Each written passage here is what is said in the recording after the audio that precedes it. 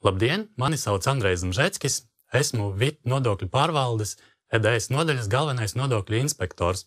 Es jums pastāstīšu, ka elektroniski iesniegt gada ienākuma deklarāciju gadījumā, ja jūs vēlaties atgūt pārmaksāto nodokli, iekļaujot nodokļu aprēķinā attiecīgajā gadā līdz galam neizmantoto gada neapliekamo minimumu vai atvieglojumus par apgādājumiem. Atgūt pārmaksāto nodokli var tikai tad, ja taksācijas gadā esat strādājis algotu darbu un maksājis nodokļus. VIT mājaslapā jāatver lauks Pieslēgties EDS.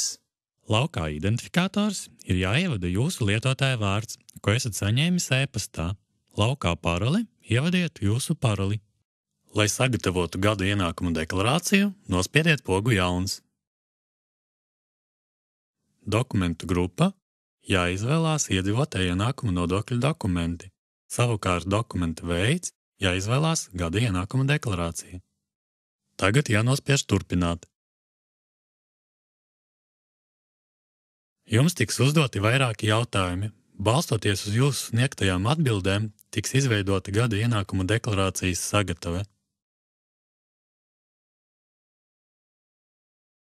Šajā logā ir jāatzīmē, ka gada ienākuma deklarāciju jūs vēlaties iesniegt brīvprātīgi.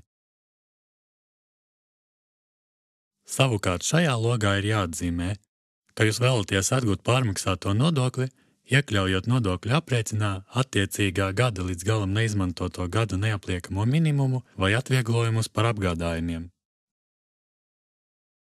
Jānospiež poga turpināt. Nospiežot pogu Sagatavot manu deklarāciju, tiks izveidota deklarācija.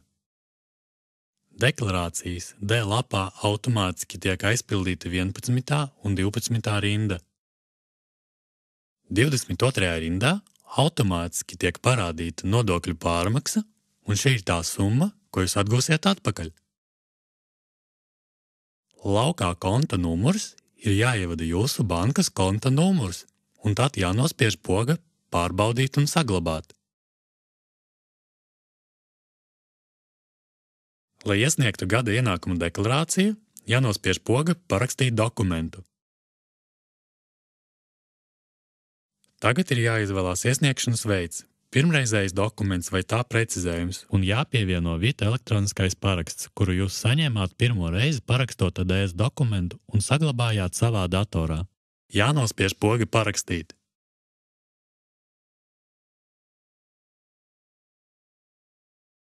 Šajā pašā logā ir redzams, ka dokuments ir sekmīgi parakstīts un jauna dokumenta status ir iesniegts. Nestāvi rindā, iesniedz deklarācijas elektroniski.